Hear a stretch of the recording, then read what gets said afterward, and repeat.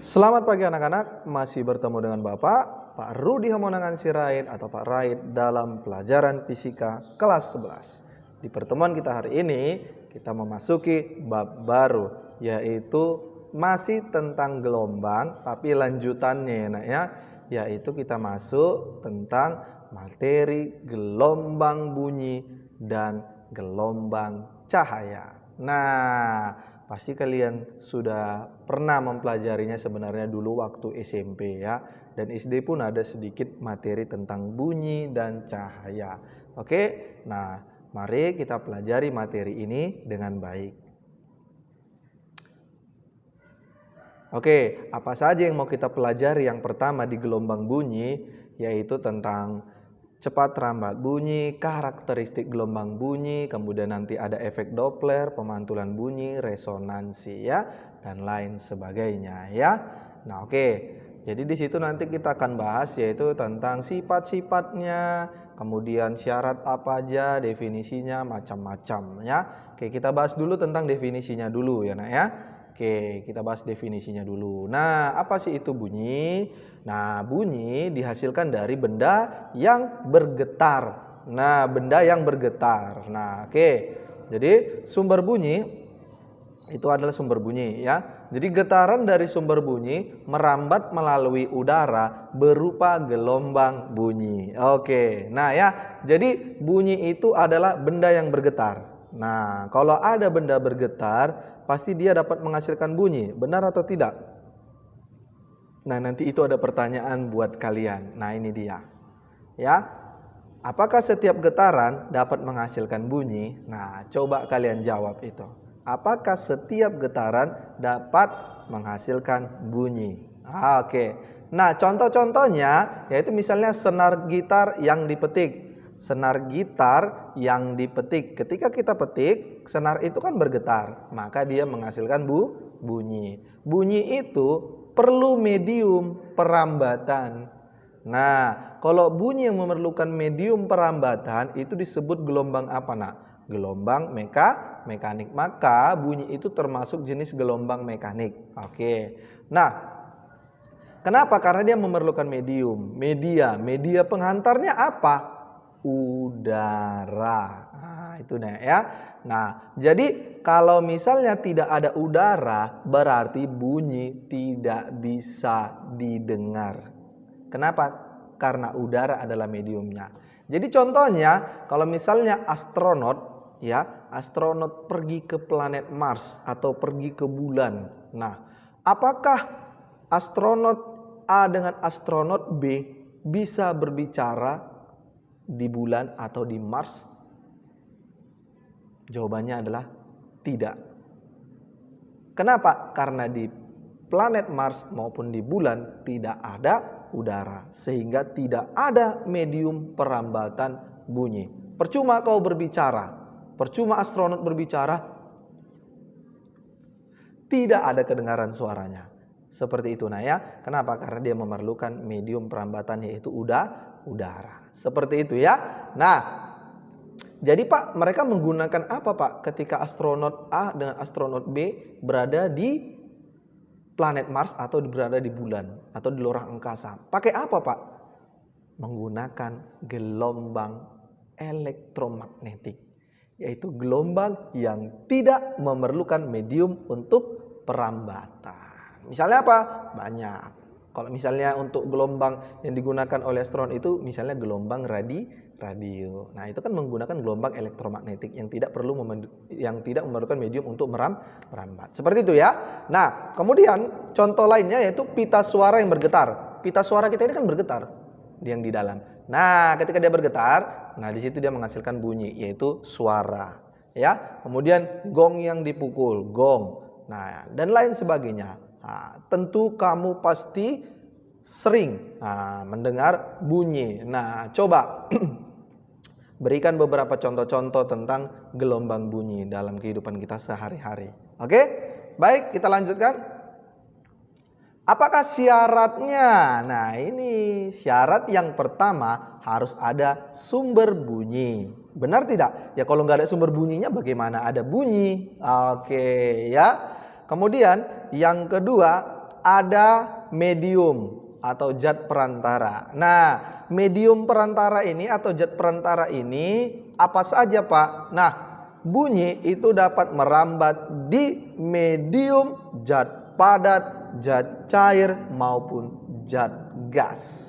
Oke, nanti kita akan bahas itu ya, mengenai cepat rambat gelombang bunyi pada ketiga jenis zat ini, yaitu gelombang bunyi pada zat padat, zat cair, dan zat gas. Ya, kemudian apalagi? Ya harus ada pendengarnya yang sadar. Nah gitu ya, jangan tungkian. Kalau tungkian dia kayak mana mau dengar. Nah itu dia ya, oke.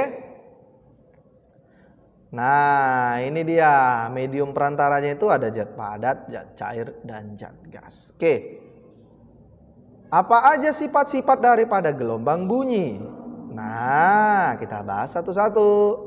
Yang pertama, gelombang bunyi itu gelombang longitudinal. Masih ingat apa itu gelombang longitudinal? Yaitu gelombang yang arah rambatnya searah dengan arah getarnya, ya. Kemudian dapat beresonansi. Nanti kita bahas. Yang ketiga, ditimbulkan oleh benda yang bergetar. Oke. Dan yang keempat, dapat dipantulkan. Oke, itu dia.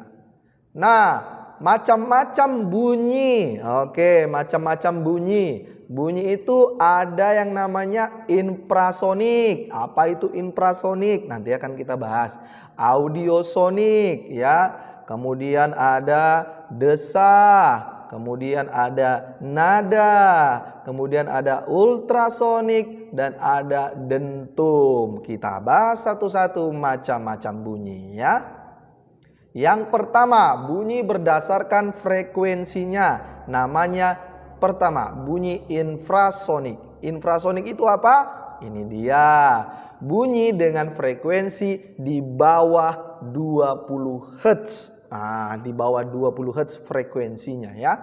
Nah, biasanya makhluk hidup yang dapat mendengar ini yaitu contohnya jangkrik, anjing, kelelawar. Nah, itu kan mereka dapat mendengar bunyi sekecil apapun mereka dapat dengar. Nah, itu dia ya.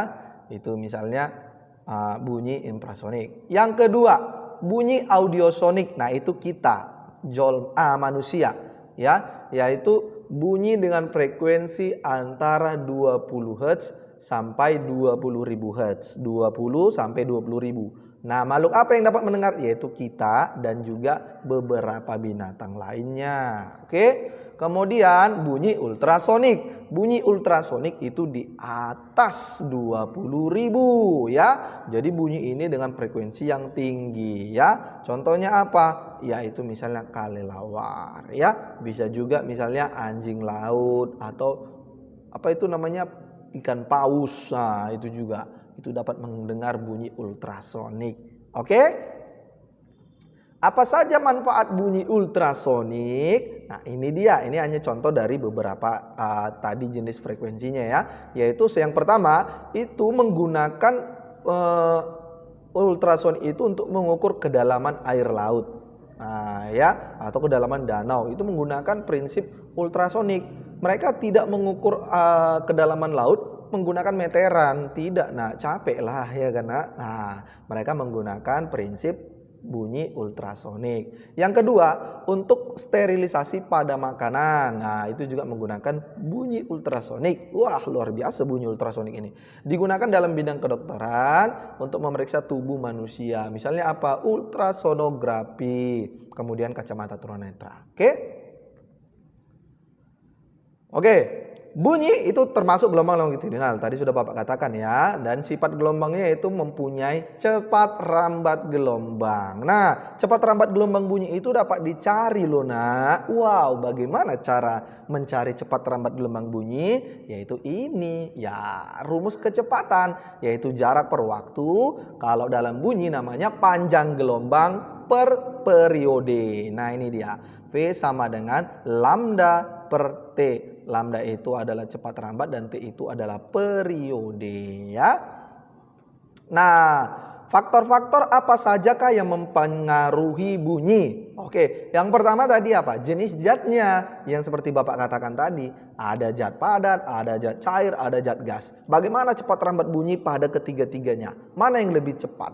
Nah, kamu bisa contohkan ini yaitu pada kereta api. Nah, kereta api sering kita lihat ya nak ya.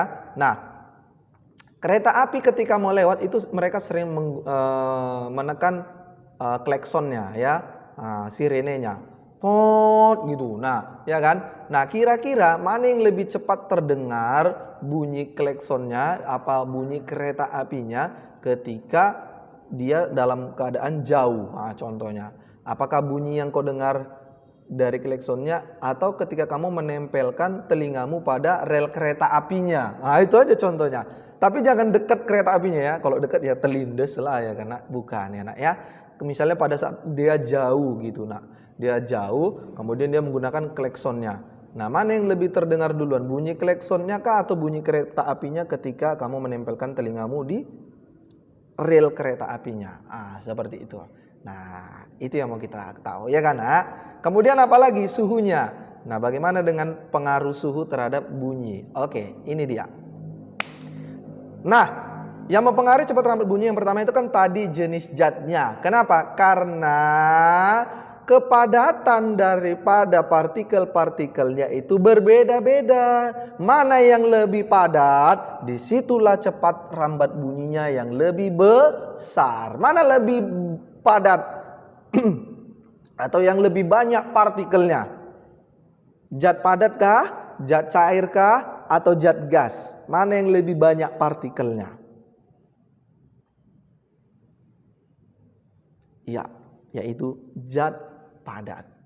Sehingga bunyi dapat merambat lebih besar pada zat padat. Itu yang nomor satu. Yang kedua zat apa? Zat cair. Yang ketiga apa? Zat gas. Berarti urutannya mulai dari zat padat, zat cair, dan zat gas. Itulah kecepatannya ya nak ya. Jadi kecepatan pada zat padat itu lebih besar daripada zat cair, dan zat cair lebih besar daripada zat gas. Gitu ya nak ya. Oke, itu yang pertama jenis zat. Yang kedua yaitu apa tadi nak? Suhu. Yaitu setiap kenaikan 1 derajat kecepatannya itu bertambah 0,6 meter per sekon. Ini sudah dicari ya nak ya. Jadi rumusnya yaitu VT sama dengan V0 ditambah 0,6 T. Ya nak ya. Jadi semakin tinggi suhu, maka semakin cepat bunyi merambat. Nah, itu dia nak ya, semakin cepat bunyi merambat.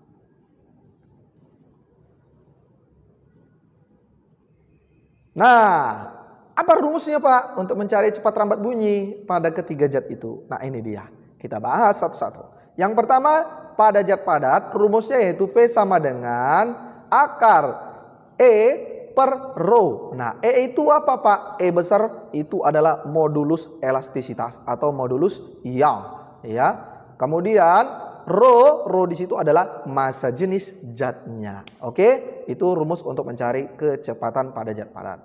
Kemudian cepat rambat bunyi pada zat cair, yaitu rumusnya V sama dengan akar modulus bulk ya dibagi massa jenisnya. Kemudian untuk zat gas yaitu V sama dengan akar gamma dikali P per rho. Nah, gamma di situ adalah tetapan Laplace, kemudian P di situ adalah tekanan dan rho di situ adalah massa jenis. Atau bisa juga menggunakan akar gamma R kali T per M. Ya, gamma di situ tetapan Laplace, R situ tetapan R, ya, kemudian T di situ adalah suhu dan M situ adalah massa molekulnya. Seperti itu, ya. Oke, kita sekarang masuk ke contoh soal. Yuk, kita mas contoh soalnya. Sebuah kilat terjadi 1,5 km dari pengamat. Kilat ya, tahu kilat kan? Nah, jika cepat rambat bunyi di udara adalah 340 meter per sekon, berapa sekon selang waktu antara terjadinya kilat dan terdengarnya guntur oleh pengamat?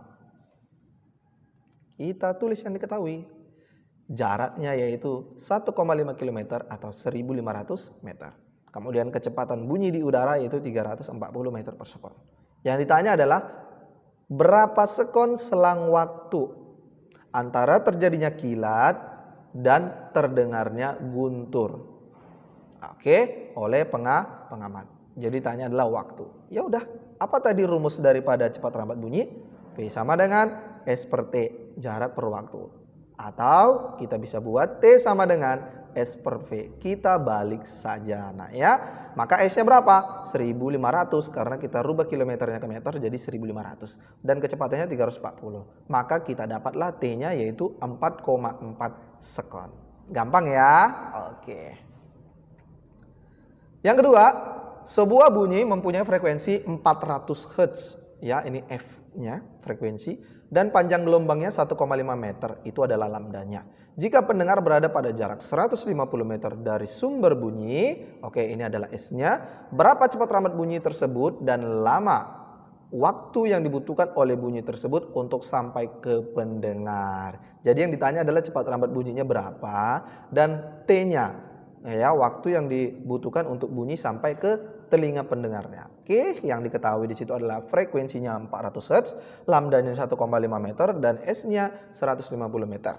Ya, yang ditanya yang pertama yaitu cepat lambatnya berarti V, yang kedua adalah waktunya berarti T. Kita jawab. Nah, apa rumus V? Rumus V itu lambda per T, yaitu lambda dibagi periode atau lambda dikali frekuensi. Nah, ini sudah kita bahas ya, nak ya. Berarti tinggal kita kali aja dong. Iya, benar. Berarti lambdanya 1,5 dikali F-nya 400. 1,5 kali 400, 600 meter per sekon. Itulah cepat lambat bunyinya, 600 meter per sekon. Yang kedua, waktunya T. Seperti yang tadi dong soal nomor 1. Berarti T sama dengan S per V. Berarti S-nya 150 dibagi 600. Dapatlah 0,25 sekon. Seperti itu nah ya. Yang ketiga, tentukan cepat lambat gelombang bunyi di dalam air. Dan tentukan juga panjang gelombangnya. Berarti ada dua. Ada cepat lambat dan lambdanya. V dan lambda. Dari bunyi yang mempunyai frekuensi 262 Hz. Ini F-nya. Di dalam air diketahui modulus bulknya 1/45,8 kali 10 pangkat 11 Pascal dan Rho massa jenis zat cairnya 1000 kg per meter kubik. Oke, yuk kita tulis yang diketahui.